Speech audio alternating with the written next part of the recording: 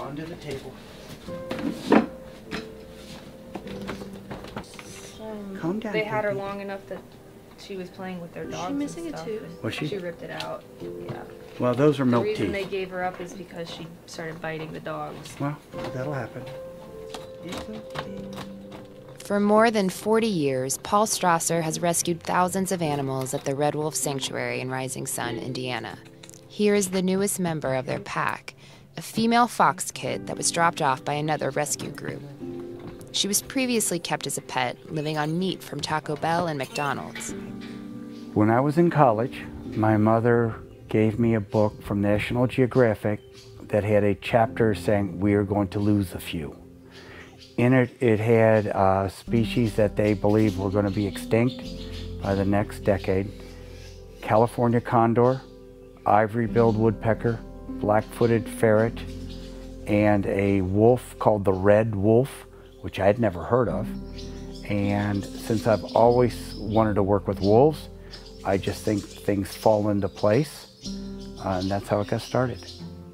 Since 1976, the Red Wolf Sanctuary has served as a refuge for wildlife otherwise destined for death.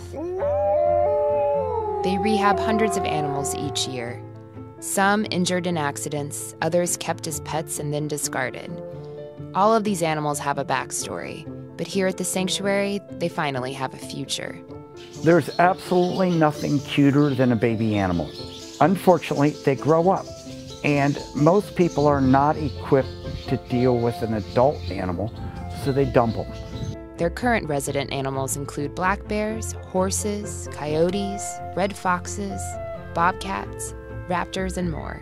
I knew I wanted to do this in the 7th grade, and when I was a kid, wolves were described as 500 pounds, and you saw them on the cover of Field and Stream magazine, and snarling teeth and this and that. Because of the way these wolves were raised, they accept humans as part of their pack. How cool is that, knowing that an animal that can kill a 2,000-pound buffalo with its teeth will give you kisses? The reason we have dogs is because wolves are social. They need each other, and if you're part of their family group, they will tolerate you in their world. What greater honor is that? Aside from rehabilitation, education is also part of Strasser's mission.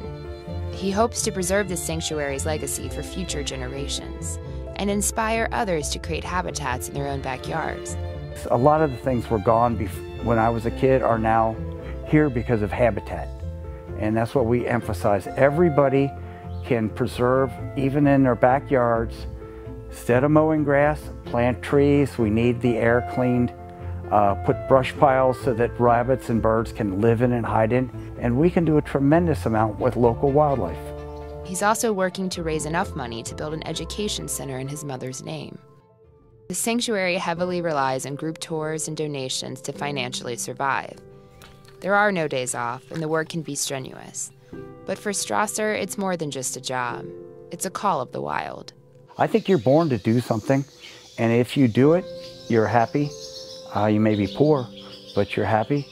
And I think, the problem is people don't listen to what they're supposed to do. So you heard the wolves howling today. Did you think that was cool? I still think that's cool. You see the baby animals that are getting fed. I still absolutely love doing this. I'm just getting old, and we need to find some way of keeping this project going.